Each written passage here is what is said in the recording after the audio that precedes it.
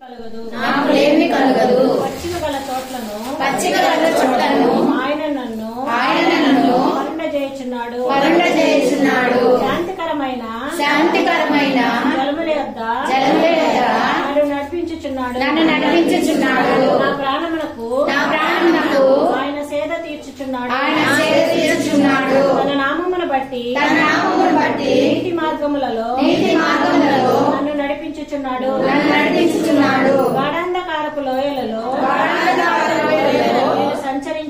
నేను సంచరించినను ఏ అపాయమునకు భయపడను. నీవు నాకు తోడయుందువు.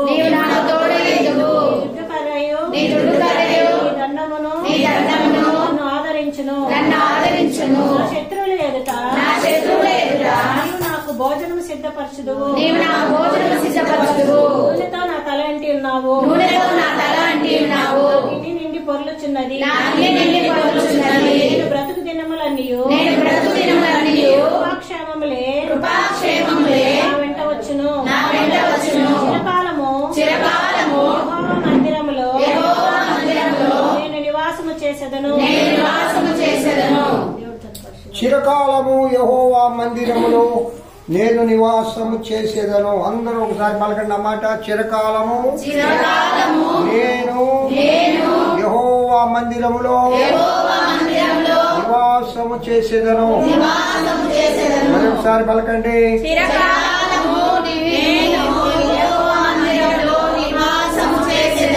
ఇంకొకసారి మనస్ఫూర్తిగా పలకండి.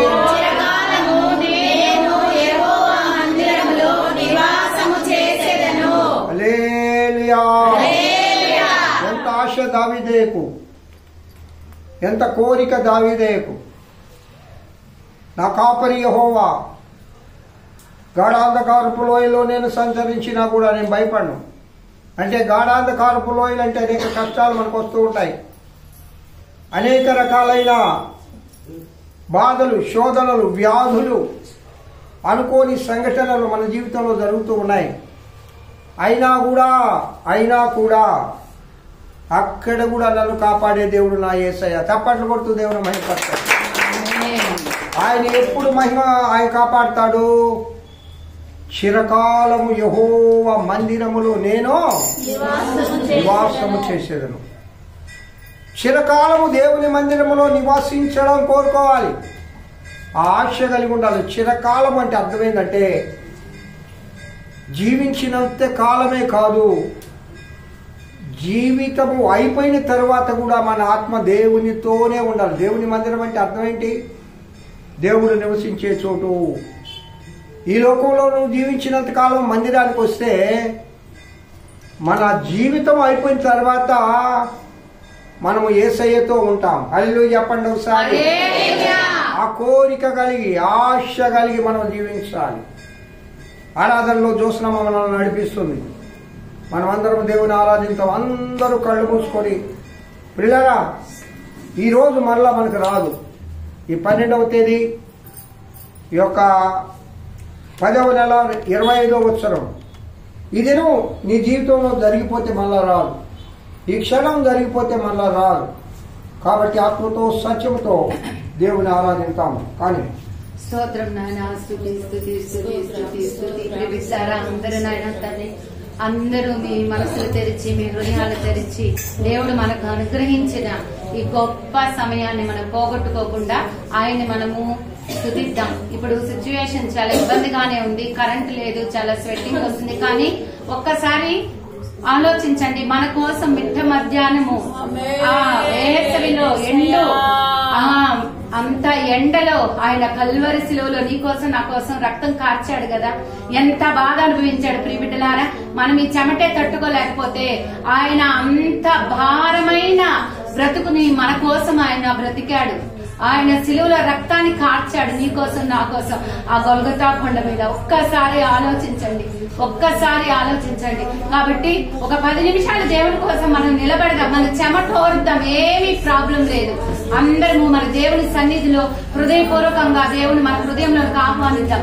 ఎందుకంటే ఎక్కడిద్దరు ముగ్గురు కూడి ఉంటారో వారి మధ్య నేను ఉంటాను చెప్పిన నా గొప్ప దేవుడు మన మధ్యన ధవళ సింహాసనాసీనుడై రాజాతి రాజు నీ కోసం నా కోసం ఎదురు చూస్తూ ఉన్నప్పుడు మనం స్తుతి స్తుతించకుండా మౌనముగా ఉంటే నువ్వు నేను ఏ దీవెనలు పొందుకుంటాం, ఏం ఆశీర్వాదాలు పొందుకుంటాం ప్రియబిడ్డలారా.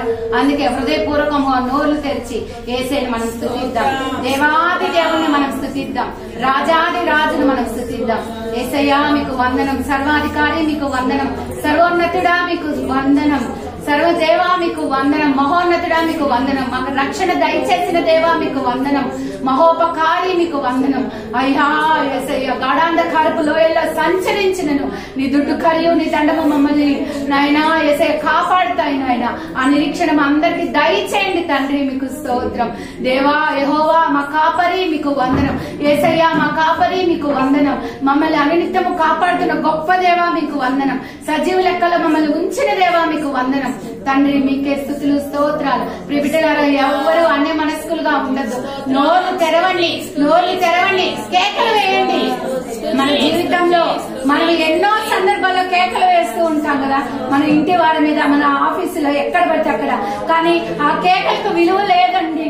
దేవుని సన్నిధిలో నువ్వు వేసే ప్రతి కేకకు విలువ ఉంది. కాబట్టి అందరూ మీ హృదయాలు తెరిచి, నోర్లు తెరిచి ఆ దేవాతి దేవుని మనం స్తుతిద్దాం.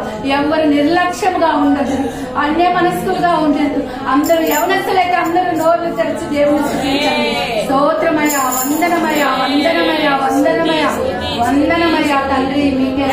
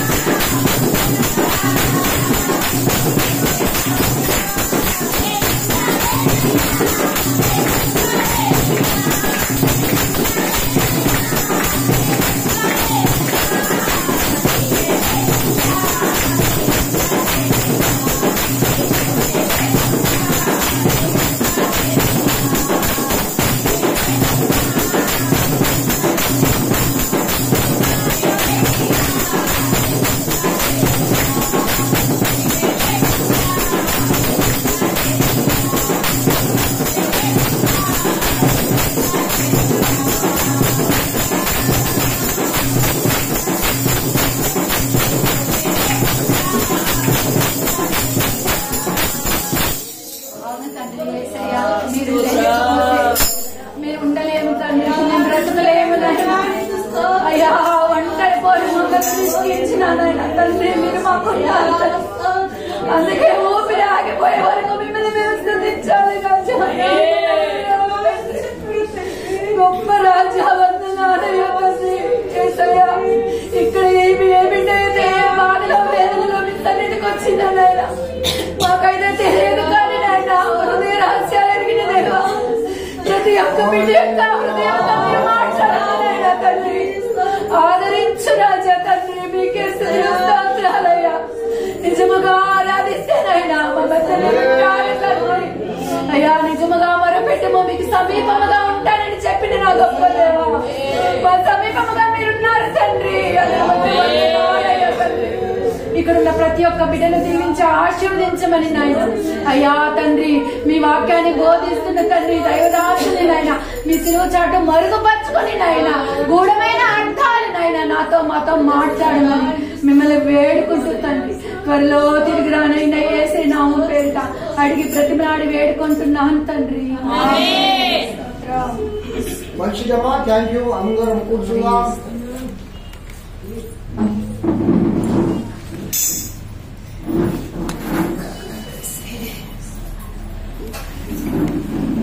ప్రభు అయిన యేసుక్రీస్తు నామం పేరిట మీ అందరికీ వందనములు.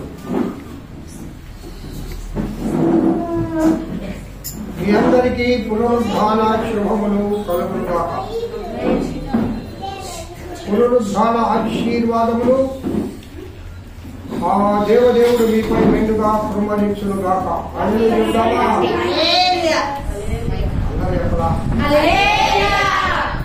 చెప్పండి. పునరుద్ధాన ఆశీర్వాదములు ఆ దేవదేవుడు మీపై మెండుగా కుమ్మరించునుగాక. హల్లెలూయా.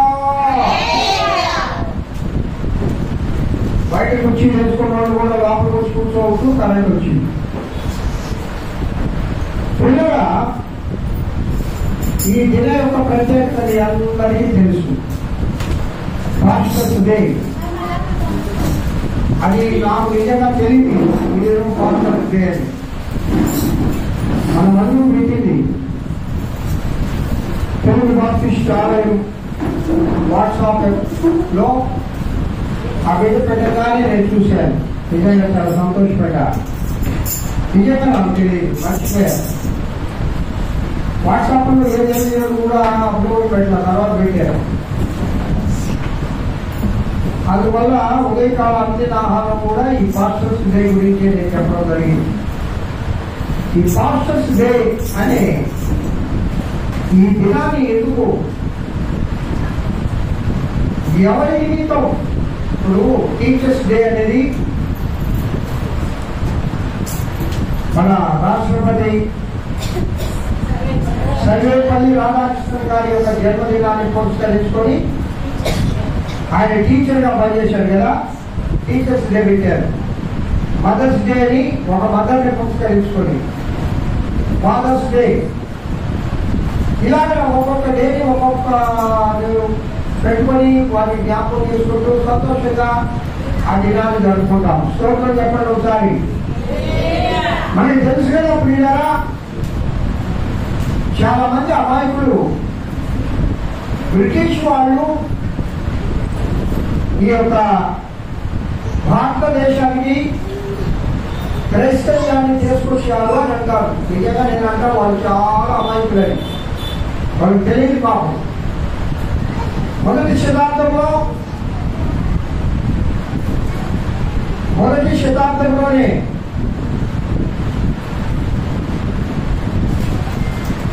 యేసుక్రీస్తు శిష్యుడైన ఎవరు ఇక్కడికి వచ్చింది? తోమా గారు భారతదేశానికి దేవుడు స్వార్థ తీసుకొచ్చారు. తప్పని దేవుడు అని బ్రిటిష్ వాళ్ళు వచ్చింది ఎప్పుడు? 19వ శతాబ్దంలో వచ్చారు. 19వ శతాబ్దంలో అంటే దేవుని స్వార్థ భారతదేశానికి వచ్చింది 1900 సంవత్సరాల పూర్వమే. అంటే ఇప్పటికి 2025వ సంవత్సరం అనగా మొదటి శతాబ్దంలోనే భారతదేశానికి యేసుక్రీస్తు యొక్క సువార్త వచ్చింది. అందులో చెప్తామా? తెలియక వాళ్ళకి చెప్పండి, ఇది బ్రిటిష్ వాళ్ళ మతం కాదుగా బాబు, ఇది యేసయ్య మతం, ఇది పరలోక మతం, ఇది దేశవ్యాప్త మతం కాదు అన్నా, ఇది మార్గము. ఆయన యొక్క తోమా గారి ఆ గొప్ప దైవ సేవకుడు చివరకు బల్యకంతో పొరబడి ఆయన చనిపోయాడు. సెయింట్ థామస్ మౌంట్ అని చెన్నైలో ఎంతమంది చూశారు? చేతులెత్తండి. ఒకసారి చూసినట్టు చాలా బాగుంటుంది.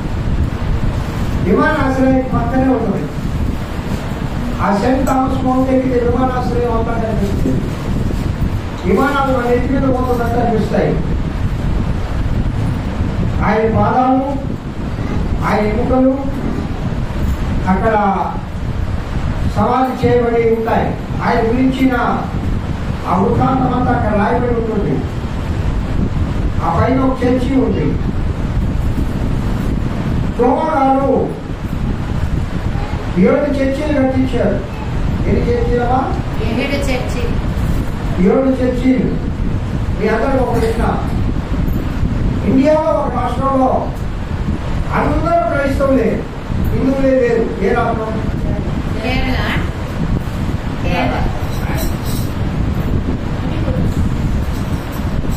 Very good, very good, very good. ఆ రాష్ట్రంలో అందరూ క్రైస్తవులే, హిందువులే లేరు. ఇప్పటికి కూడా తోమా గారు మొట్టమొదటిగా దేవాలయాన్ని కట్టించింది అక్కడ 1వ శతాబ్దంలో. నిజంగా వారి చరిత్ర చాలా గొప్పది. తోమా గారు భారతదేశానికి వచ్చినప్పుడు భారతదేశాన్ని రాములు యాకున్నారు. ఈ వృత్తాంతం అంతా నేను చెప్పా, అయినా నేను జ్ఞాపకం చేస్తున్నా. ఎలాంటి ఒక రాజు రాజ్యాన్ని ఎదుగుతూ ఉన్నప్పుడు ఆయన కుమారుడికి ఒక తీవ్రమైన జబ్బు వచ్చి చచ్చిపోతాడు. మా ఇంట్లో తీవ్రమైన జబ్బు వచ్చి చచ్చిపోతాడు. తోమా గారిని ప్రార్థన చేసి చచ్చిపోయినా ఆయన కుమారుని బ్రతికిస్తాడు. చప్పటి కొడుతుంది. ఏసయ్యే కాదు, ఏమా ఏసయ్య శిష్యులు కూడా చచ్చిపోయిన వాళ్ళు బ్రతికించారు. మన ఇండియాలో ఆ దినాల్లో ఒక రాజకుమారుడు చనిపోతే ఆ రాజకుమారుణ్ణి బ్రతికించినాడు ప్రార్థన ద్వారా. తప్పటి కొడుతుంది మన పక్కన. కాబట్టి మన దేవుడు వినాలేడు, ఏకరీతిగా ఉన్న దేవుడు. ఆయన లాజరును బ్రతికించాడు, ఇంకా ఒక చనిపోయిన చిన్నదాన్ని బ్రతికించాడు. ఏలియా గారు, ఎలీషా గారు దేవతలను కూడా బ్రతికించారు. తోమా గారు కూడా మన ఇండియాలో ఒక రాజకుమారుని బ్రతికిస్తే ఆ రాజు ఏం చేశారంటే, ఇదిగో ఇంతకు మించిన దేవుడు లేడు, తోమా దేవుడే మన దేవుడు, కాబట్టి అందరూ యేసయ్యను ప్రార్థించమని యేసయ్యనే దేవుడిగా ఉండమని ఆయన ఒక ప్రకటన చేసి అందరూ యేసయ్యని ప్రార్థించేటట్టు చేశారు. తప్పకుండా ఆ పరంపరలో కుమారుడు అనేక అద్భుత కార్యాలు చేస్తూ దేవుని సువార్తను సాధిస్తూ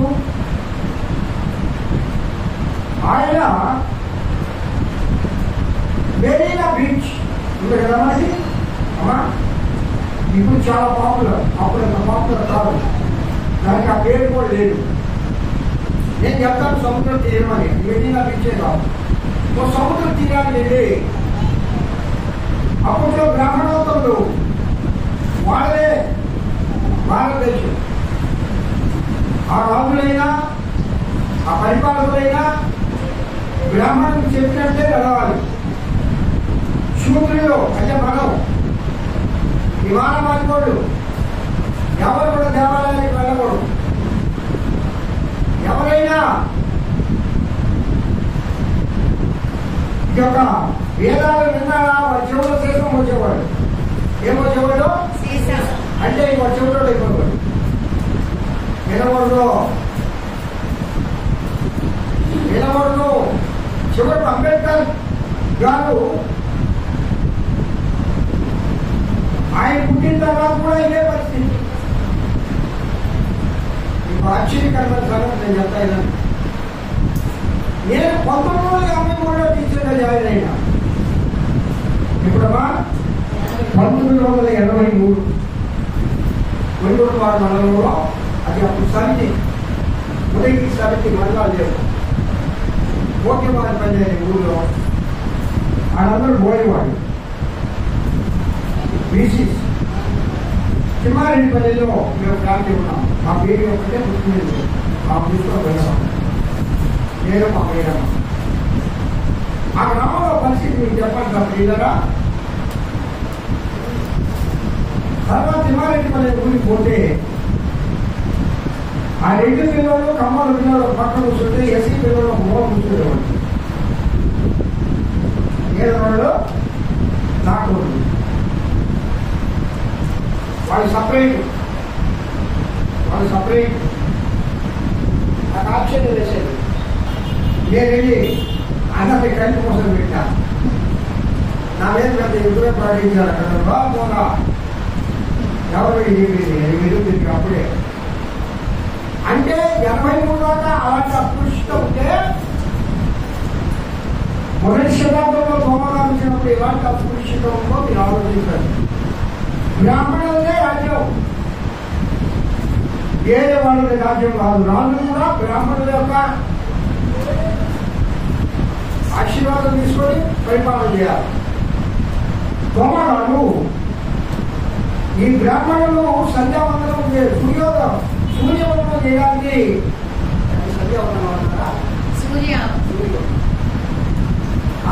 సముద్రం దగ్గరికి పోయేవాడు. ఈ యొక్క సముద్రంలో నీళ్లు ఈ విధంగా తీసి పైకేసి వాళ్ళు ఏదో వేదాలు వరించేవాళ్ళు. ఈయన వాళ్ళని కొద్దిలో గమనించాడు. గమనించి ఒకరోజు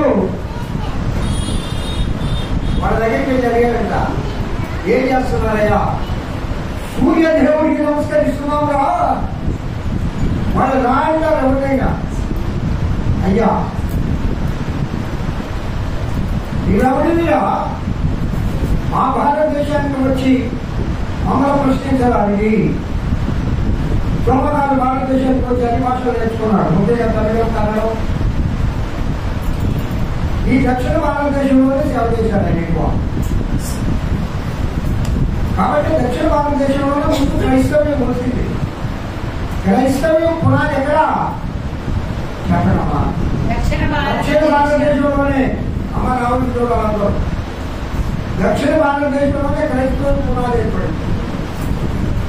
అప్పుడు సరేనండి, మీరు ఒక్క మొత్తంలో మన పోరాడాలి, మీరు దైవానుసంభూతులు అని ఈ లోకం అనుకుంటుంది. నేను అనలేదు. అలా నేను అన్నానంటే మనం ఒక పని వేసుకున్నామని చెప్పారు. ఏంటి? మీరు సూర్య నమస్కారం చేసేటప్పుడు నీళ్ళు పైకి వేస్తారు కదా, ఆ నీళ్ళు అక్కడే నిలబడిపోవాలా, మరలా తిరిగి సముద్రంలో పడకూడదు. నేను కూడా నా దేవుడికి యేసయ్య ప్రార్థన చేస్తా, నీళ్ళు పైకి తగులుతా, ఆకాశంలో నిలబడిపోతాయి. నేను ఎప్పుడైతే పడబడ్డానో అప్పుడు పడతాయి. మళ్ళీ బాగున్నాడంట, రోజు పడవ ఆ సూర్యుడికి ఎంత బాగుంది, అయితే వీడు పిచ్చోడు నీళ్ళు పైన పడతాయి అది అనుకోను. అంటే వాళ్ళకి తెలుసు నీళ్ళు పైకి నిలబడవు అని, ఆ శక్తి లేదు అని. కానీ గడ్డలు అంటారు ఊరు కదా, మనం ఈ దేశంలో మనం పండితులు వీడెవరో ఎక్కడి నుంచో వచ్చి మాతో చాలా లేదా, కానీ అప్పుడు సరే ఎందుకు మీదే వేయండి అన్నారట. వాళ్ళు ఎన్నిసార్లు వేసినా ఆ నీళ్ళు కింద పడతానే ఉన్నాయి పైకి. గమాయ ఏ సమయ లేదు, గమాయ లేదు, నీళ్ళు పై కింద పడతానే ఉంటే సొంత. అయ్యా పండితులు రామవంతో ద్వారా కరెక్టేనా? ఇక నాకేమన్నా ఛాన్స్ ఇస్తారా? నా దేవుడిని ప్రార్థన చేసి నేను కూడా పని చేయాలట, చెయ్యి అదే పిచ్చోడా జరిగి ఈ దేవుడు అంత గొప్పగా మేము చూస్తావులే కానీ అన్నారట. ఆయన ప్రభువుకు నమస్కారం చేసి ప్రార్థన చేసి వీళ్ళ బయట వెళ్ళాడట. తప్పటి అయ్యా చూడండి, మళ్ళా నీళ్ళు నిలబడి కళ్ళు కనపడుతున్నాయా? వాళ్ళకి అసలు ఆశ్చర్యం అవుతుంది. ప్రభా నీటిని కిందకి దిగుబట్టి నేను నీరుస్తున్నాను, అందరూ ఆగిపోతున్నారు. ఆ యొక్క రాజు ఆ రాష్ట్రాన్ని మార్చేశాడు, ఆయన వివరించే వాళ్ళు ఎక్కువైపోయారు. దేవుడి స్వార్థ మొదటి శతాబ్దంలో భారతదేశంలో బహుళీగా ప్రకటించబడతా ఉంది ద్వారా. ఆ పరిస్థితుల్లో మీదగా వీడు బతుకుంటే లాభం లేదు కదా, ఇండియాకి రైతులు తీసుకున్న ఆచరిస్తారని ఆయన సెయింట్ థామస్ మౌంట్ అప్పుడు నా పేరు పెట్టలా, ఆ కొండ పైన ఒక్కొక్కడు ఆయన నివాసం చేసుకుంటే ప్రజా తీసుకుని వచ్చి అనుమలుగా ఆయన అక్కడ పోలీసు తగ్గేస్తారు. తన ప్రాణాన్ని ప్రభు సేవలో అసూలు వాచాడు. అపోస్తులైన తోమాగా తప్పటడుతూ దేవుడు ఆ రక్త పొట్లు ఎన్నైతే పడ్డాయో, ఆ రక్తం భూమిలో ఎంతైతే ఇంకిపోయిందో అని లక్షల మందిని దేవుడు నేర్పుకున్నారు. తప్పటడుతూ దేవుడు. అవునండి, రక్తం ప్రార్థన చేస్తుందా లేదా? ఏంటి ఋతువు ఆయమా?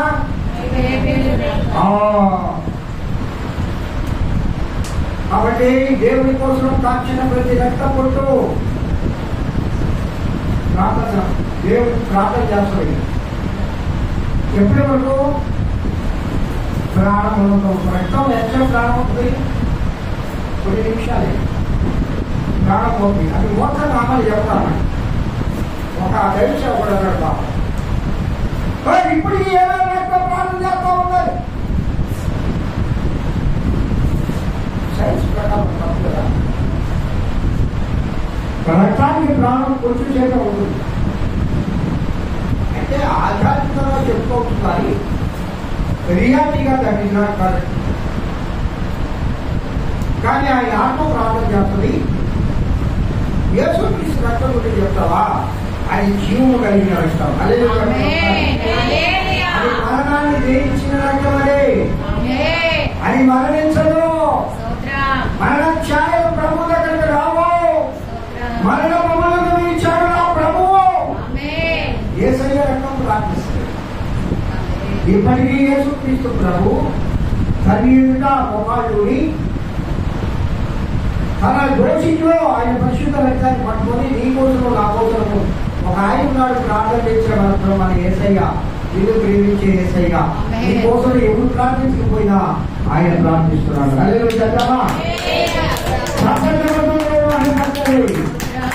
చింతపడవద్దు బిడ్డ, చింతపడవద్దు బాబు. నా కోసం ఎవరు ప్రార్థన చేసేవాళ్ళు లేరు అని అనుకోవద్దు. నీ కోసము నా కోసము ప్రార్థించే మన ప్రభు అయిన యేసుక్రీస్తు వారు మన కోసం ప్రాణం పెట్టిన యేసయ్య, ఇంత గొప్ప రక్షణ అనుగ్రహించిన యేసయ్య మన కోసం ఉన్నారు. అంత గొప్ప మహానుభావుడు స్మరించుకుంటూ ఈ ఫాస్ట్ డేని ఏర్పాటు చేశారు.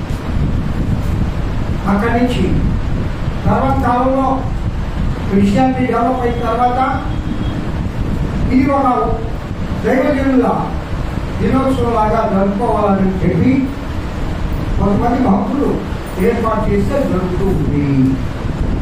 దేవుడికి మహిమ కలుగులు కాక సరే, ఈ దినము దైవజనుడికి ఉండాల్సిన లక్షణాలు ఏంటి? దైవజనుడిని సగం ఏ విధంగా గౌరవించాలా? ఈ రెండు విషయాలు కొద్దిసేపు మనం ధ్యానం చేసుకుందాం.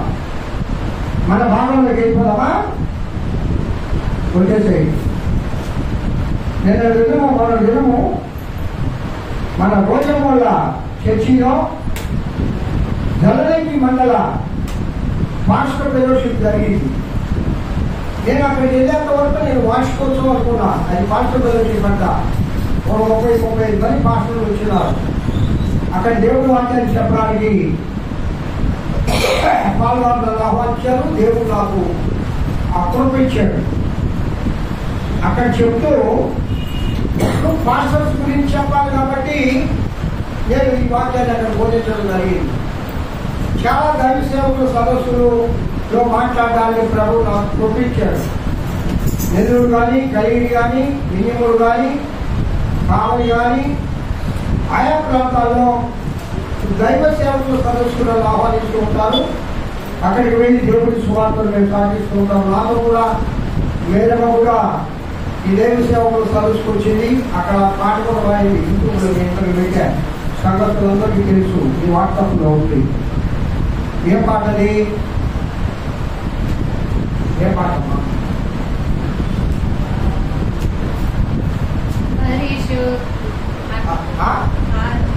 ఎన్నో వాడవే వచ్చిన రాదు. నూతనమైనది నీ వాత్సల్యము ప్రతి దినము నన్ను ఎడబాయనిది నీ నన్నెంతో ప్రేమించెను.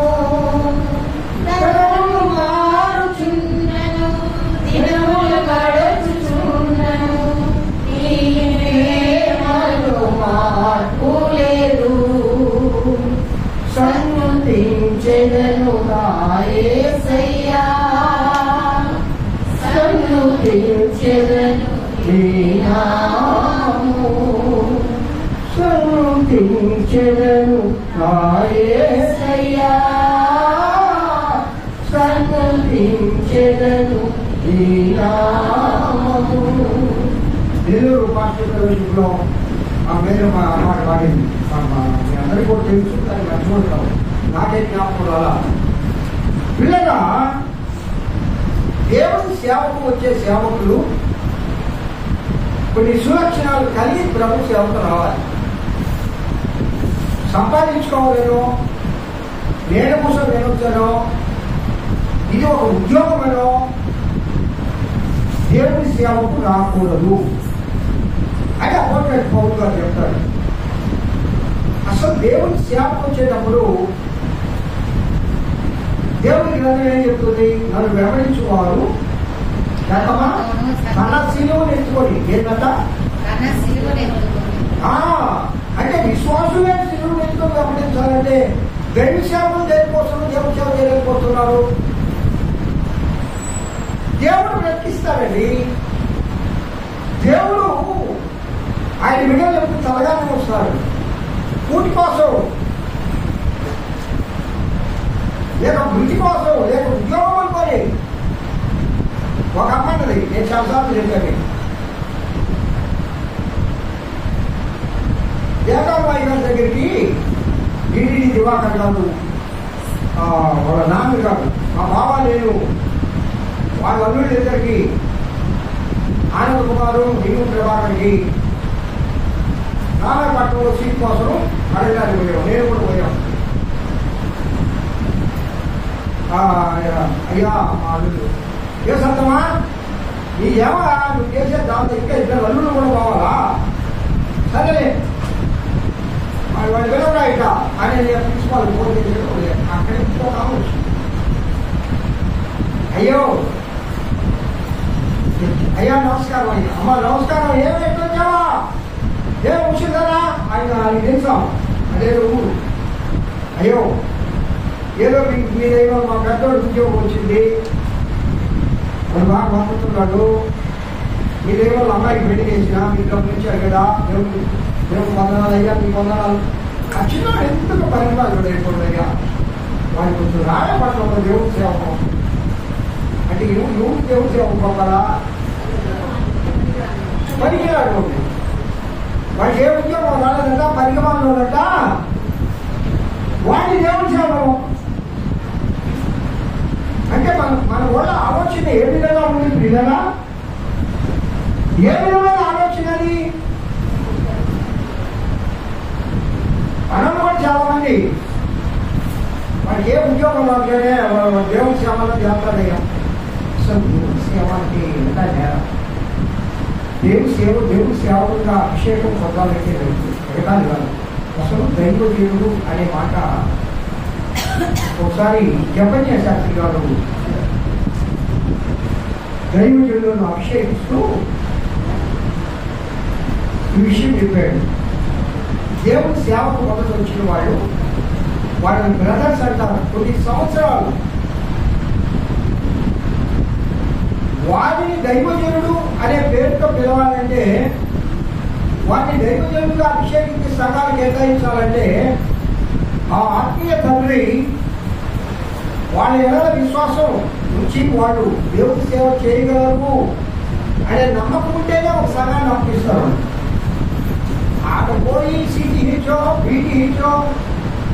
పీటీహెచ్లో సరిగి వచ్చి ఉద్యోగం చేయగలరు ఆ దేవుడి సేవ.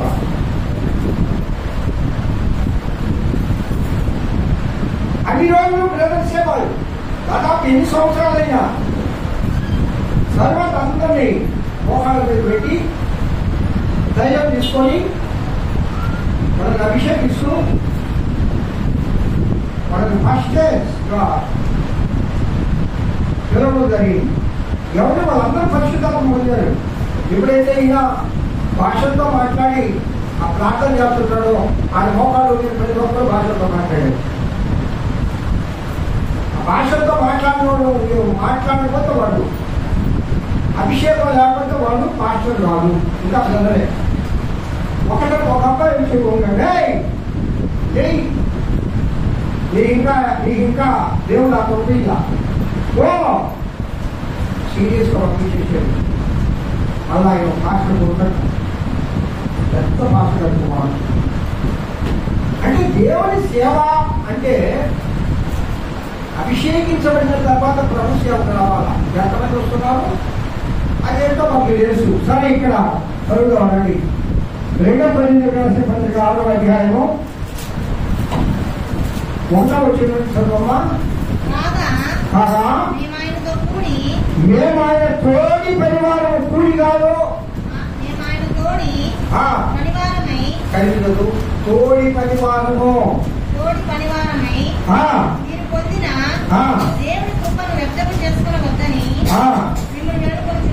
వేడుకొనుచున్నాను. రక్షణ దినమందు నిన్ను ఆదుకునేది అని ఆయన చెప్పుచున్నాడు కదా. ఇదిగో ఇప్పుడే మిక్కి అనుకూలమైన సమయము, ఇదిగో ఇదే రక్షణ దినము. నా పరిచర్య నిందింపబడకుండా నిమిత్తము ఏ విషయంలో నేను అమ్మా ఇక్కడి నుంచి ఇంపార్టెంట్ అమ్మా. ఫస్ట్ వచ్చిన తోడి పనివారు. దైవ సేవకులు అంటే ఎవరు? పనివారు. దైవ సేవకులు అంటే ఎవరు? పనివారు. సర్వెంట్స్ ఆఫ్ ద గాడ్ అంటాం. సర్వెంట్లు. ఈ దైవ సేవకుడు ఏమో పెద్ద గొప్పే కాదు. ఆయన పెద్ద లీడర్ కాదు, ఆయన నాయకుడు కాదు, ఆయనకి ఏదో ఉన్నత స్థానాలే ఇవ్వలే. నీకు దేవుని పక్షాన్ని సేవ చేయడానికి వచ్చాడు. చప్పట్లు కొడుతూ దేవుడు మైపడతాడు. ఒక దినము ఫిలిప్పై దాంతో మేము తిరిగి దేవుడి సేవ జరిగిస్తా ఉన్నప్పుడు యోన ప్రయాణంలో ఆయనతో తిరుగుతూ ఉన్నాం. ఒక విశ్వాసురాలు బాగా అయ్యిందమ్మా. ఈ నిజ సంఘటనలు జరిగిన విషయాలు ఇక్కడ నిలబడి ధరనే నేను చెప్పను. ఒక విశ్వాసురాలు చాలా పేదరాలమ్మా. ఎస్టీ ఇసు ఎక్కడంటే అది సగం అని తిప్ప ఎక్కగానే పెట్రోల్ పంపు ఉంది. ఆ పెట్రోల్ పంపు పక్కన ఒక రోడ్డు వస్తుంది. అదంటే ఒక సగం ఒక ఊరు వస్తుంది. ఆ ఊరి పేరు ఏదో ఉంది, నాకు జ్ఞాపకం రాలే. అక్కడ కేవలం ఎస్టీసే ఎక్కువ మంది నివసిస్తారు. అప్పట్లో అందరి చిన్న గుడిసెలే చేపలు పట్టుకొని వాళ్ళు జీవనం సాగించేవాడు. అసలు వాళ్ళ ఇళ్ళకి మేము పోతిమా, అది చిన్న కప్పు కాదు, చేపలు వాసన, స్నానాలు ఎప్పుడు చేసేవాళ్ళు తెలియదు. కానీ అడిగా పోయిన తర్వాత దేవుడు నమ్ముకున్న తర్వాత వాళ్ళు శుభ్రంగా ఉండడం ప్రారంభించడం. ఒక తల్లి చనిపోయిందమ్మా. ఒక తల్లి చనిపోయింది. ఆ తల్లి చనిపోతే మేము ఒక 5-6 వెళ్ళాము. అక్కడ ఇక్కడ నుంచే ఒక సమాధి పెట్టి చేయించుకొని, అప్పుడు ఆటోలు లేవు, ఎత్తల బయట నీళ్ళు వాళ్ళకి పిలిపి పట్టుకోండి పూర్వకాలలో వాళ్ళ తమ్ముడు దగ్గర ఆ ఎత్తల బండిని పిలిపించుకొని ఎత్తల బండి మీద ఆ పెట్టి పెట్టుకొని మేము వెళ్ళి, మీకు ఆశ్చర్యకరమైన సంగతి చెప్తాం. దైవదేవుడు అంటే ఏంటో అయిగానే ఆమె కొట్టుకొని ఆమె లేపి వాళ్ళు ఎవరు రావట్లేదు దగ్గరికి. నాకేగానే వాళ్ళ భయం మా ఆ తల్లికి స్నానం చేయించాడు. వాళ్ళు ఎవరు రావట్లేదు. ఆశ్చర్యకరమైన సంగతి చెప్తారా? ఆశ్చర్యం మీదనే వాళ్ళు రాగానే ఈ గండి ఆమెకు తల మీద నీళ్లు పోసి, నాకు ఇప్పటికీ అది ఒక దర్శనం. ఆ తలపైన స్టోవ్ వేసి అది ఏంటంటే లైవ్ అవుతుంది. అప్పుడు నదే దొరకడం కష్టం. ఆ స్టోవ్ వేసి రుద్ది స్నానం చేయించి ఒక గుడ్డలు ఏమంటే ఒకనే లేవు. రూపాయలు మా దగ్గర ఉన్న గుడ్డలు తీసుకొని చూసి ఇంట్లో పెట్టి సమాధి. దైవ సేవకుడు అంటే అట్లా ఉండాలి. సర్వెంట్ ఇలా నిలబడి టక్ చేసుకొని ఖాళీకి చేయండి. నా మట్టి కూడా రావద్దు. వాడు కాదు దైవ సర్వెంట్స్. సర్వీ చేయాలా? ఎవరికి?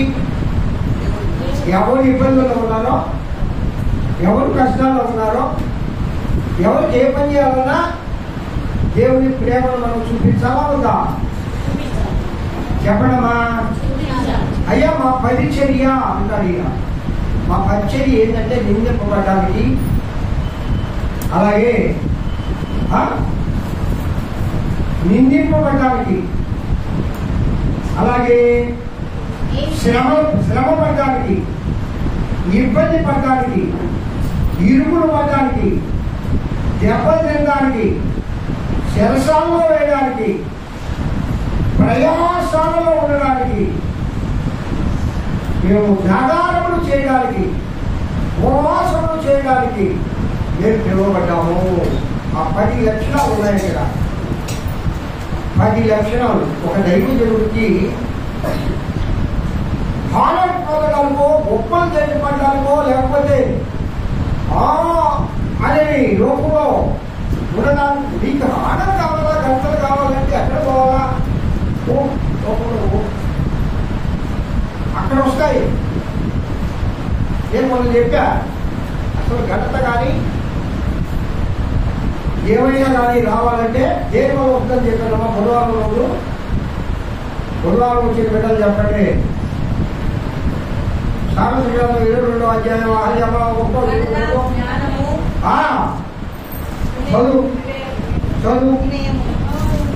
చదువు వినాలమ్మా, జ్ఞాపకం పెట్టుకోవాలి. ఏనా నువ్వు ఇలా దేవుని యొక్క భయభక్తులు కలిగి ఉండడం వల్ల వినయము కలుగును. దాని ద్వారా ఐశ్వర్యమును ఘనతయో దేని వల్ల కలగడమ్మా? వినయం వలన. వినయం దేని వల్ల అవుతుంది? దేవుని వల్ల భయభక్తులు కలిగిన వల్ల. నీకు ఐశ్వర్యము ఘనత జీవము కావాలంటే దేవుని అవి యోక్తమైన కావాలి. వాస్తవనిగా దైవజనుడైన వాడు విశ్వాసుల తర్వాత విశ్వాసులను పక్కన పెట్టండి. ఈ యొక్క టీచర్స్ ఈ ఉపాధ్యాయ దినోత్సవం రోజు ఉపాధ్యాయుల గురించి కాదు, కానీ ఈ పాస్టర్స్ దినోత్సవం రోజు పాస్టర్ గురించి మాట్లాడుతున్నాం. పాస్టర్ అంటే దేవుని యొక్క భక్తులు కలిగితే వినయం వస్తుంది. వినయము కలిగి ఉండాలా? హల్లెలూయా, హల్లెలూయా. అమ్మా, ఆయనతో తిరిగేటప్పుడు ఎవరు కనపడ్డా నా నువ్వు చేతులెత్తి నమస్కారం చేసుకోవచ్చు. నాకు ఒకరోజు డౌట్ వచ్చి, సార్ అన్నా ఎందుకు పదాల్లో ఒక దొంగ కానీ ఒక రౌడీ కానీ ఒక రాజకీయ నాయకుడు కానీ గొప్పోడు కానీ పేదోడు కానీ ఎందుకు కనపడి ఎందుకు నమస్కారం పేరు దాకా పెడతాము? ఏమైంది బ్రదర్? ఆ మాట చెప్తే ఏమైంది? ఆయన ఇంకెప్పుడైనా నేను దేవుడు వాక్యం చెప్తే ఉంటాడు కదా, నా మీద మంచి భావం ఏర్పడుతుంది కదా. ఆయన గొప్ప చిన్న పెద్ద నేను ఉన్నాను, మా అడ్వాన్స్గా పనిచేస్తున్నా, నాతోటి టీచర్స్ ఉన్నారు. నేను అడ్వాన్స్ కూడా పోగానే టీచర్లందరూ ఒకవేళ కూర్చోంటే వెంటనే అడ్వాన్స్ చదువుతున్నాను అని, sir good morning sir, morning చెప్తాను, వెరీ గుడ్ మార్నింగ్, అలా తీసుకురావు అంటే వచ్చి నా అంటే అక్కడ ఉంటే గౌరవం. దైవ దేవుడికి అసలు ఎందుకు ఇవ్వబడ్డా? శ్రమ పడడానికి, దెబ్బ తినడానికి, నిందలు పడడానికి, శర్షాల్లో వేయించుకోవడానికి, జాగారం చేయడానికి రావాలి దైవజనుడు. జాగారం అంటే ఏం శాంతమా? ప్రసాద్ జాగారం అంటే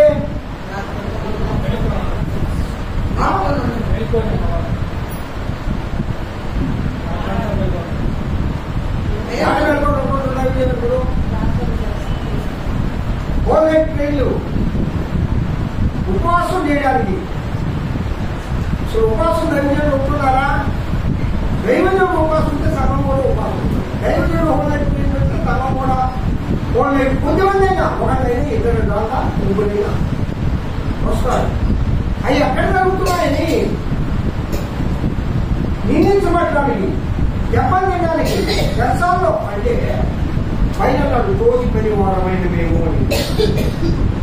ప్రియా దేవుడు వీళ్ళరా, అపోస్తలుడైన పౌలు గారు ఈ సంలక్షణాలన్నీ అనుభవించి చెప్తున్నారు. ఏదైనా ఒక మాట మనం చెప్పేటప్పుడు అనుభవపూర్వకంగా చెప్పాలా, అనుభవించకుండా చెప్పడం. ఆ దైవ సేవకులతో కొన్ని సంవత్సరాలు తిరిగి మేము చాలా నేర్చుకున్నాం. అసలు సేవ అంటే ఏంటి, అసలు దేవుడు సువార్త అంటే ఏంటి. నేను ఈ మధ్య కాలంలో ఆ PTHE అని చేశాను, కానీ ఫస్ట్ అసలు ట్రైనింగ్లే లేదు. ఆ ట్రైనింగ్ను చేయడం అనేది పురాతన కాలంలో దైవజనులు ఒప్పుకునేవాళ్ళు కాదు, దేవుడు పిలుపుంటారు. ఏరియా కాదున్నారండి. ఒకసారి అక్కడికి వెళ్దామా, ఇంటి గురించి వివరించుకోవాలని కావాలి, కానీ ఒక దైవజనుడు, గొప్ప దైవజనుడు గురించి ఒక మాట మనం చెప్తున్నామండి. 1వ రాజుల 17వ అధ్యాయము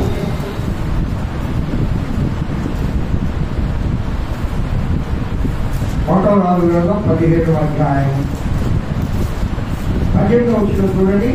18వ అధ్యాయం మొదటి వచనం. అనేక దినములైన తర్వాత 3వ సంవత్సరం యెహోవా వాక్కు ఏలీయాకు ప్రత్యక్షమై, అలాగే ఇశ్రాయేలు దేవుడని యెహోవా సెలవిచ్చు మాట చొప్పున చేయగా అంటాడు.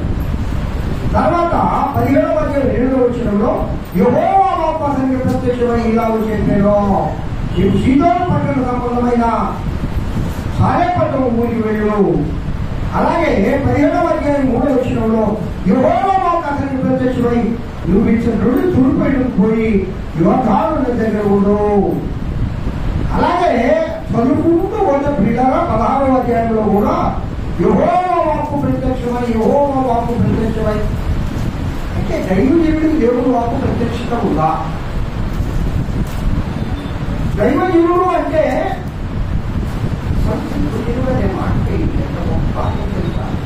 అంతకంటే జ్ఞానం ఈ లోకంలో అంత గొప్ప ఘనత లోకంలో ఏ పేరు పెట్టుకున్నా రాదు. దైవజనుడు అంటే దేవుని సంబంధమైన వాడు, దేవుని తర్వాత ఆ దేవుని ప్రతినిధి. ఇప్పుడు ముఖ్యమంత్రి గారు, ముఖ్యమంత్రి గారి యొక్క సీసీ ఆయన పర్సనల్ సెక్రటరీ వస్తే ముఖ్యమంత్రి ప్రత్యేక చూసినట్లే రాష్ట్రపతి ఉపరాష్ట్రపతి ఉండాలి. వాళ్ళ దగ్గర ఉండే పర్సనల్ వెబ్సైట్ చూస్తే వాళ్ళు రాష్ట్రపతి ఉపరాష్ట్రపతి సందేశించారు. ఇదిగో ఆయన పక్షాన ప్రధానమంత్రి గారు పక్షాన ఆయన ఏర్పాటు చేసిన వ్యక్తి ఏదైనా చెప్తే అది ఆయన చెప్పినట్లే రిసీవ్ చేసుకుంటారు. మరి దైవజనుడు అంటే దేవుని ప్రత్యక్షత కలిగిన వాడే దైవజనుడు. తప్పకుండా మా యువకు దైవజనుడు దేవుని ప్రత్యక్షత ఏలియా గారు ఉన్నారు, ఎలీషా గారు ఉన్నారు, మోషే గారు ఉన్నారు, ఇంకా చెప్పండి ఇర్మియా గారు ఉన్నారు. అమ్మా గొప్ప దైవజనులు ఇక్కడ మనం చూసినప్పుడు పెద్ద ప్రవక్తలు, చిన్న ప్రవక్తలు ఎంతమంది సంఖ్య వచ్చే వారం చెప్పండి. పెద్ద ప్రవక్తలు ఎంతమంది, చిన్న ప్రవక్తలు ఎంతమంది కౌంట్ చేసుకొచ్చి నాకు చెప్పాలి. చెప్పండి కొడుకు దేవుడు బయటపడతాడు. వీరందరూ కూడా దేవుడు పిలిస్తే వచ్చిన గొప్ప సేవకి అదే చెప్పండి ఒకసారి.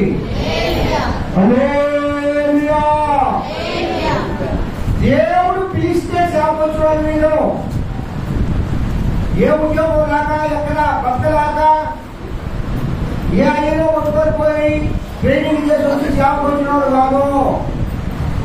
వాడు చదువు లేవు, 10వ క్లాస్ ఫెయిల్ అయ్యారు, 10వ క్లాస్ పాస్ కూడా కాదా, పో అంతకంటేనా. ఆ తర్వాత వాళ్ళు గ్రేడ్లు, వాళ్ళ వాహనాలు, వాళ్ళ స్థాయిలు అంతా ఇంత కాదు. మన కళతో మనం చూసాం.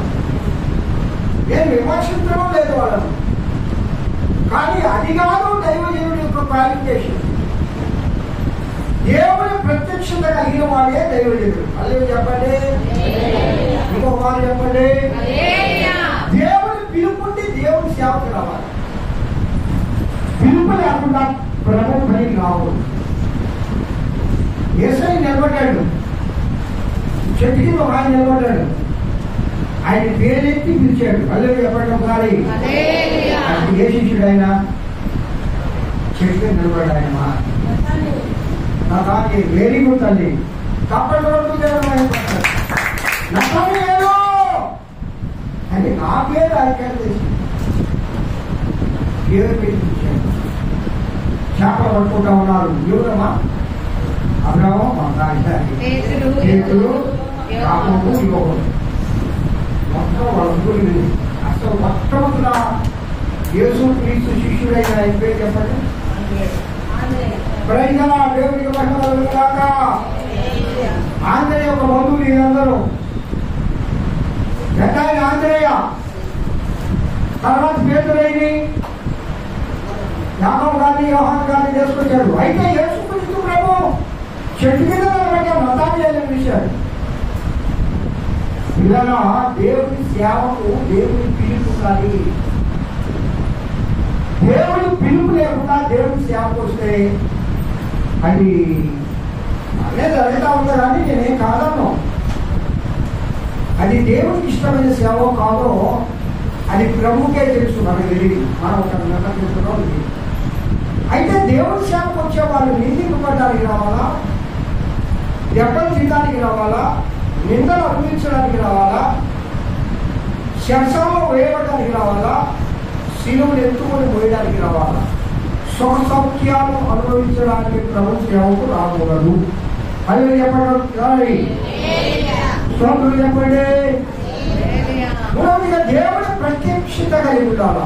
ఏలియాకు దేవుడు ప్రత్యక్షమైన, ఎలీషాకు దేవుడు ప్రత్యక్షమైన, మోషేకు దేవుడు ప్రత్యక్షమైన. ఎక్కడ మోషేకు ఎక్కడ ప్రత్యక్షమైన దేవుడమ్మా? సినాయి కొండ మీద అగ్గిలో అగ్గిలో అగ్గిలో. హల్లెలూయా. ఆ పొద మండుచున్నది కానీ కాలిపోలేదు. అడిలో ఒక కాలంలో పొదలు మండుతూ ఉంటాయి. ఎందుకు మండుతాయి ఆ ప్రసాద?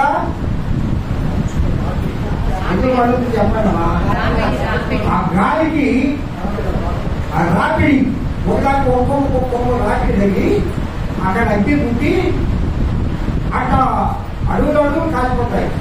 అంటే వేడి ప్రాంతంలో బాగా అగ్గితుంటే ఈయనకి అలవాటే కదా.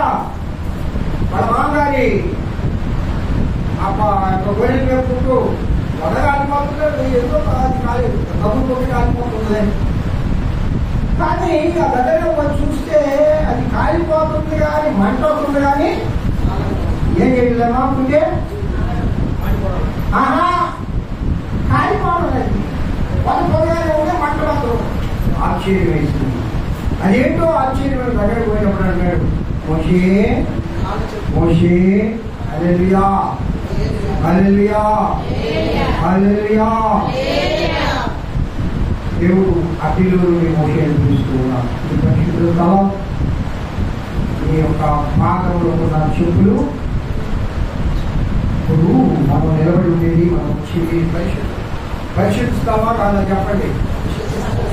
అదే చెప్పండి ఒకసారి. ఇది పరిశుద్ధిస్తావా కాదా? నేను ఆయా పాస్టర్స్ మీటింగ్ పోయేటప్పుడు పాపం చాలా మంది షూస్ వేసుకొని పాపం వదలు. సరే నన్ను ప్రసంగికులుగా పిలిచారు కాబట్టి నన్ను ఆ స్టేజ్ మీద పిలిచేటప్పుడు ఆ చెప్పులు ఆ ఏడ వదిలిపోతుందా? ఆ కూర్చొని ఆయన అప్పుడు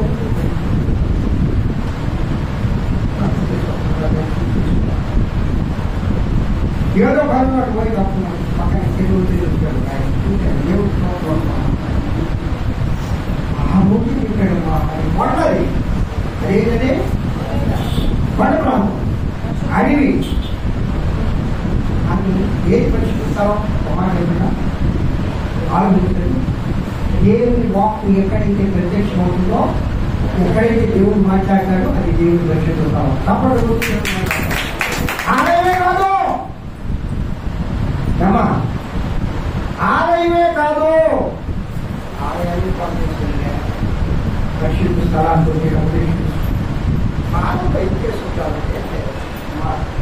అక్కడ చలి ప్రాంతం, ఆ చలి ప్రాంతంలో ఈ కోట్లు, ఈ కయ్యి గాలి లోపల దూరకూడదు. ఈ షూస్ అవి తీసి ఉండలేదు, వేసుకోండి తప్పలేదు. సూటు బూటు అది మనకి వచ్చింది. అది మన ఆచారం కూడా భారతీయ ఆచారం. ఏదమ్మా అమ్మా ఇదేమా భారతీయ ఆచారం ఏంటి? మంచి కట్టాలా, చీరలు ధరించాలి స్త్రీలు. ఈ వైనింగ్లు ఫ్యాషనైజీలు పెడుతున్న తయారైపోయారు. అంటే నేను తప్పను మొదలా కూడా అష్టంటే ప్రసాదు మనకి తెలుసు కదయ్యా. సామాన్లు మార్చాడు అమ్మా. ఒకసారి వెళ్ళండి, ఇక దైవ గురించే జ్ఞాపకం చేసుకోవాలా. చాలా గొప్ప దైవజనుడు నాకు బాప్తిసం ఇచ్చి దేవదానం నాకు పేరు పెట్టాడు. ఏమో ఎందుకు దేవుడు ఆ వాక్ పెట్టాడు. మా ఊళ్ళో చెప్పాలి. యేసుపాదం వాళ్ళకి ఆయన పేరు ఎగటి యేసుపాదం పేరు పెట్టాడు. రావణకి వ్యవసాయం అని పేరు పెట్టాడు. అందరికి ఒకేసారి ఖరీదు చేతిలో బాప్తిసం ఇచ్చాడు ఆయన. తప్పని కొట్టుకునేవాడు ఆయన పక్కన చర్చికి పోయి ఆయన కోటేసి చూడు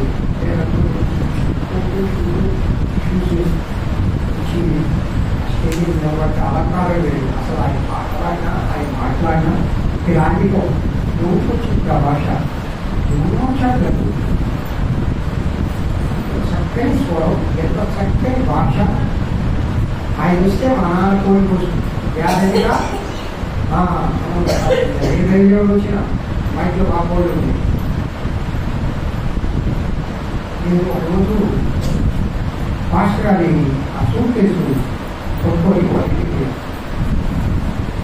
ఊరిలే మాస్టర్ గారు ఆయనకి బయటికి పోతే లేదా ఈ కోట్ తీసి అక్కడ తగ్గిస్తున్నాడు. సేవలు ఉండేది నేను మట్టిపోవడం కదా. బ్యాంక్ పక్కన చూసే ఒక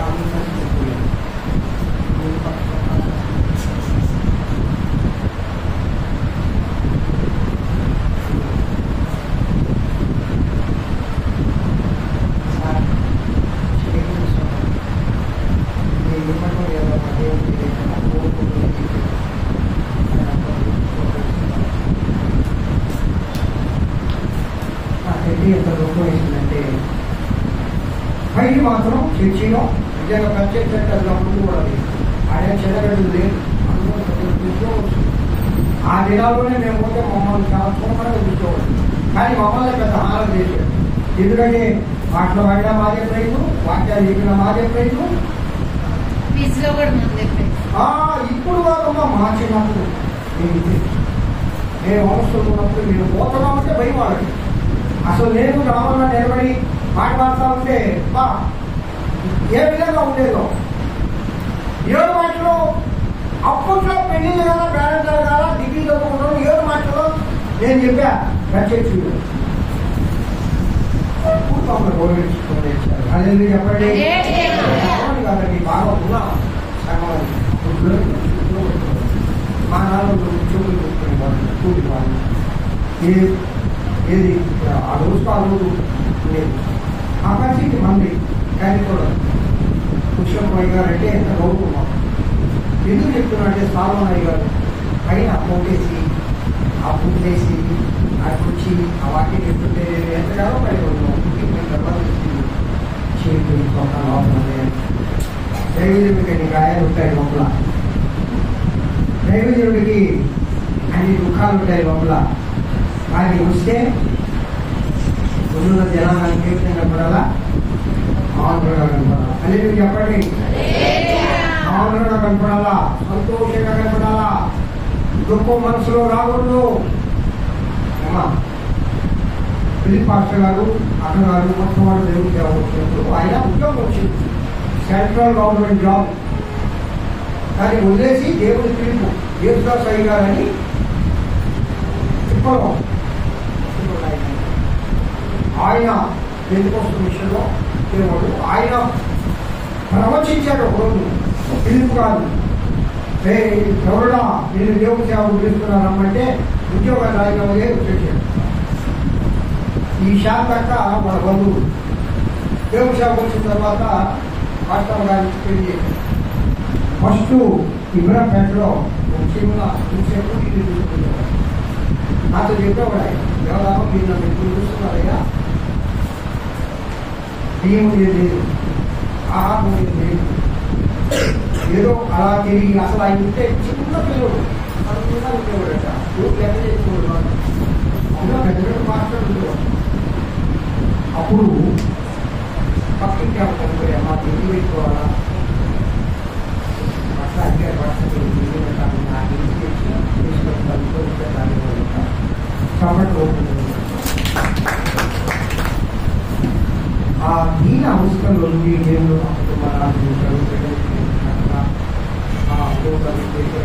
దాంట్లో ఉదాహరణే అంశం అక్కడ మనం పోయేవాళ్ళం. ఏంటంటే మన ఇష్టం అక్కడికి వాసం వాళ్ళ నాన్న బియ్యాలకు పని చేసేవాడు. ఆ ప్రసాదం ఓటో తెస్తే ఉదయగిరిలో వాళ్ళ ఇంటి ముందు అందరూ లైట్లు నిలబడేవాళ్ళు. అప్పుడు పాలప్పు, యాపరప్పు, పరీక్ష మనవాళ్ళు చేసి పెట్టేదామా మాస్టర్లు వస్తే ఒక్కో కాదు శనివారం పోయి శనివారం నైట్ వెయిట్ చూసుకొని ఆదివారం ఉండి ఆదివారం సాయంకాలం పోతేకి మేము తిమ్మారెడ్డి పల్లికి వచ్చాము ఉదయం నుంచి అంత ప్రేమ చూసాం. అయినా అప్పుడే ఏంటి కుటుంబం ఏం చేయగలరు అంటే ఎవరే చూస్తాడు. ఆయన ప్రతిరోజు ఏమో లేచి ఆ బిడ్డలంతా నిద్రపోతుంటే వాళ్ళ దగ్గర మోకాలు వాళ్ళ తల ప్రాణం చేసుకోవాలి. అది ఎప్పుడైనా ఈరోజు ఆయన చనిపోయిన తర్వాత వాళ్ళ కుటుంబం ఎంత ఆశ్చర్యపడుతుంది కన్నా పాటలో ఉన్నాడు మొదట వైశాఖ తప్పిస్తాం గిటార్ అక్కలు వాళ్ళ తర్వాత అంశంగా వివాహం చేసుకోవాలి. ఇంటర్నేషనల్ స్పీకర్ ఇవ్వడం ఎవరెండు డాక్టర్ ఇంటర్నేషనల్ స్పీకర్ వాళ్ళు ఏం లేదు. వాళ్ళ చెల్లెలందరికీ మంచి వివాహాలు అల్లుళ్ళు కూడా లేదు. చిన్నలో ఉండేవాడు హలో నువ్వు వచ్చే వాటిని చెప్తాను ఇలా ఆలోచించడం కొట్టవాడా అని కొట్టే కొట్టాడు. ఆయన ఈరోజు 3 సంఘాల తప్పని ఎక్కడిది అభిషేకం, ఎక్కడిది ఆశీర్వాదం? కష్టమైన శ్రమ పడ్డాలి, వస్తువులు ఉండడాలి. ఎవరిని ఎంత దూషించకూడదు తెలుసా? అన్ని ఆలోచించుకోడు మైక్ ఒకరు నుంచి పైన మైక్ అడుగుతున్న మైక్ తీసుకెళ్ళిపోయాడు. ఆయన ఒక విద్యాలో కాబట్టి డ్యామ్ ఉంది కాబట్టి పోలీసు వాళ్ళు వెళ్తే వినేవాళ్ళు వాళ్ళు ఎప్పుడో తెచ్చి ఇచ్చేవాళ్ళు, లేకపోతే వాళ్ళు ఎప్పుడు హేళన చేసేవాడు. అయినా ఏనాడు కూడా సిగ్గుపడా దేవుడు చెవుడేదని ఎప్పుడు కూడా సిగ్గుపడా. ఈరోజు అక్టోబర్ చరిత్రలో కూడా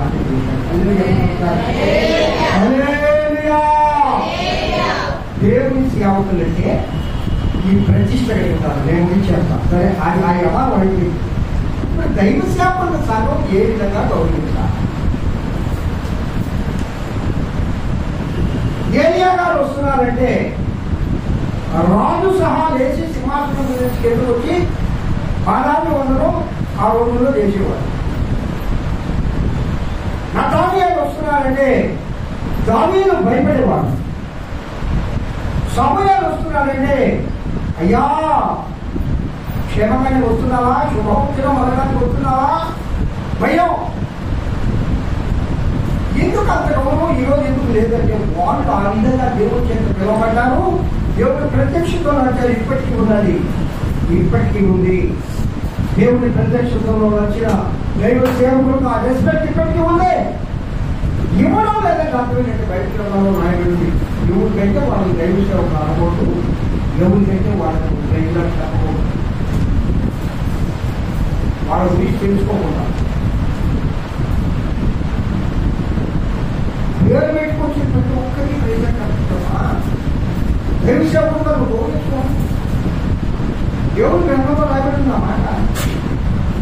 ఇప్పుడు మన ఆయన అంటాడు హలో ఫ్యామిలీ ఇచ్చిన వేసుకొచ్చే కాదు 40 లక్షలన్నా, రమేష్ అన్న కాదు 50 లక్షలన్నా, అబ్రాహ్మణ కాదు 80 లక్షలన్నా. ఏమయ్యా మనం ఇచ్చుకోగలుగుతా? సరేయా వాడికి పూర్వం స్థితి నీకు తెలుసా? నేను సాక్షి చెప్తే ఇవ్వాలి ఆయనని. దేశంలో దేవుడు సేవ చేసేటప్పుడు ఎక్కడన్నా ట్రైన్ మీటింగ్ పెట్టాలంటే నేను వెళ్ళి స్టే చేయాలి. ఈ డ్రైవర్ యాడ్ చేస్తే ఒక డొక్కు యాడ్ లేదంట.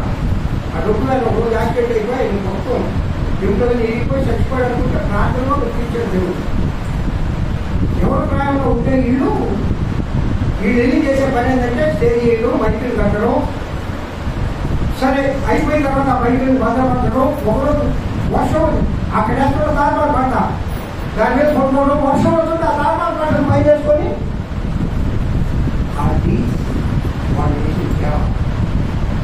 ఏసన్న గారి పాదాలు ఒకరు ఆయన ఏం చెప్తే పేరు. ఓ రోజంట రమేష్ అనే తీసుకోలేదు, కాలు మీద కాలు వేసుకొని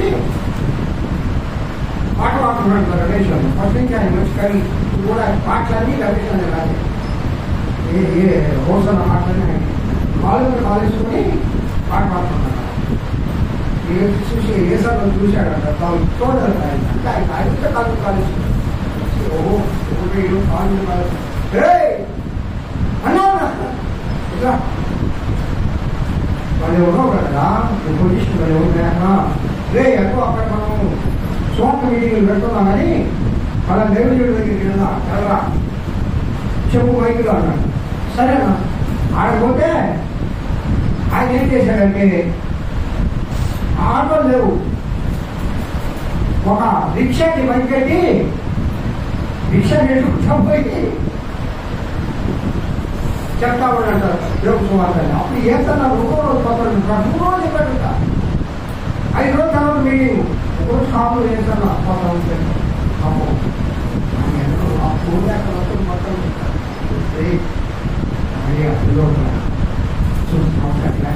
ఇదే చెప్పాడు మనకు శిక్ష. అప్పుడు ఆపడితే రే ఆటో కొనుక్కో చేస్తాను నాకు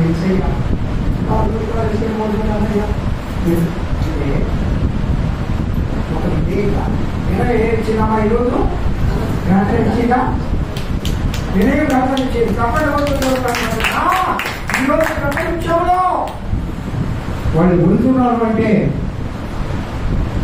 ఎందుకు అంత అత్యున్నతమైన త్వరగా దేవుడు ఎందుకు ఇచ్చాడు?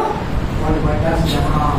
అదే చెప్పండి ఒకసారి, శ్రమ పడాలా జరిగేటంటే శ్రమ పడాలా. ప్రసాదం మన దగ్గరికి నీకు కూడా తెలుసు, ఆ చిన్నబాబు నాన్న పంచి కట్టుకొని ఎక్కడి నుంచి వచ్చేవాడమ్మా? ఇబ్రాహింపేట నుంచి హై స్కూల్ దగ్గర నుంచి కంట్రీకి వచ్చేవాడు. కంట్రీకే కాదు జక్కపల్లి ఊరు పోయి దేవుడు సేవ చేసేవాడు. సైన్యం వాళ్ళు లేదు. ఇంకొక ఆయన ఉండేది చెప్పలో పాస్టర్ పేరు నడిసే వచ్చు. ఈ రోజుల్లో కానీ కాదల్లా దేవుడు ఇస్తే అనుభవించండి. కానీ ఎక్కడెక్కడే కాదు కావాలంటే కుదరదు. కష్టపడాలా, దైవజీవుడికి శ్రమ పడాలా. అయితే దైవజీవుడికి ఎలాంటి గౌరవం మనం ఇవ్వాలా. ముగించేస్తాను నేను కాసేపు అయిందా ఆకాశంగా అయ్యా ముగించేస్తున్నారు చెప్పుకోవాలి. దైవజీవుడు నేను దైవజీవుడు అనిపించుకోవడానికి యోగ్యుని కాదు, యోగ్యుని కానే కాదు. ఆయన పాదాల వరకు నేను తగ్గించుకుంటున్నాను. అయోగ్యతే లేదు నాకు. కానీ ఒక్కొక్క దైవజీవుడు మా దేశం సేవ వారి పట్ల కష్టం ఈరోజు ఆ ఫలాలు మనం అనుభవిస్తూ ఉన్నాం. తప్పటి గురించి దేవుడి తర్వాత ఎక్కువగా గౌరవించాల్సింది దైవజీవుడిని. ఆయన ఎక్కడికైనా సరే మీరు సభలో నచ్చిన ఆయుధం దైవజీవుడు పెట్టుకున్నాం. నేను రాదన్నా ముందు మీరందరూ మన సంఘంలో అమాయకులు కాదు. ఎందుకు దైవజీవుడుగా కాదు, బంధువుగా అన్నిటిగా నా గురించి నేను చెప్పడం లే, నన్ను బాగా గౌరవిస్తాను. కానీ సంఘాల్లో నేను మరియు మీ చర్చికి పిలిపి ఒక రోజు గురువారం రోజులను దేవుడు వారికి చెప్పడానికి ఈ మధ్య కాలంలోనే ఆంటీ వరకే ఉంటాడు. అప్పుడు పోయాను నేను. కరెక్ట్ ఇక్కడికి వచ్చి ప్రారంభించి ప్రార్థన చేసి మనకి అమ్మా నువ్వు నడిపించారు మా చెప్పి అని జరిగింది. నేనేసాను ఆ గేట్ వేసానైతే కొంచెం ఒక 5 నిమిషాలు ఎక్కువ టైం పిలిపి బయట వచ్చింది. అలా ఏదన్నా అది టైం అన్నా హాఫ్ అన్ అవర్ చెప్పాలా అన్నాడు. సరే ఇంకో ఉన్నాడు ఆయన గవర్నర్ గారు ఎక్కడి ఆయన కూడా దేవుడు సేవ చేస్తాడు. ఆయన నడిపిస్తున్నాడు. నేను అలాగే పైగా రండి కోసం పెట్టి దేవుడు నాకు నాకు అదే మీటింగ్ అన్నాడు. 8:30 ముగియాలన్న రైలు ఆశీర్వాదం ఇచ్చేయాలంట నాకు. అంతే కదా అక్కడికి కూర్చోకపోతే 50 పార్టీలు ఇప్పుడు మీలాగా అనుభవంగా ఉంటూ వచ్చినే. నేనేం చెప్తానంటే సరే నేను సమయానికి కూడగానే 15-20 నిమిషాలు చూస్తే అక్కడ స్త్రీలు ఎందుకు తీసేవాళ్ళ ఆ నేల ఏదన్నా 15 నిమిషాలు పంపించేస్తాను. బయట 15 నిమిషాలు పట్టిస్తాను. ఈ సంఘంలో నాకు ఏమి మాట్లాడారు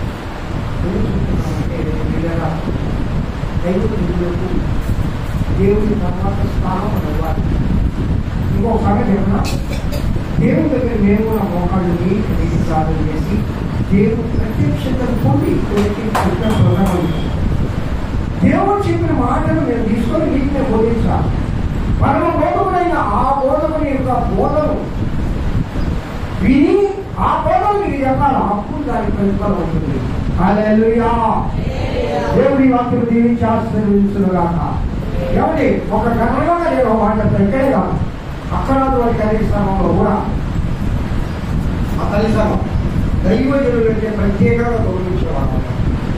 మా వాళ్ళు కూడా ప్రత్యేకమైన గౌరవం అంటే దైవజనుడికి ఒక ప్రత్యేకమైన స్థానం. అది మేము నేర్చుకున్నాం. అది మన సంగతులందరూ కూడా పాటిస్తూ ఉన్నారు. ఆ విధంగానే మనం దేవుని కృపలో సాగిపోతున్నాక దేవుని వాక్యం జీవించి ఆశీర్వదించారు. ప్రేక్షితమైన తర్వాత వల్ల దేవుని వాక్యం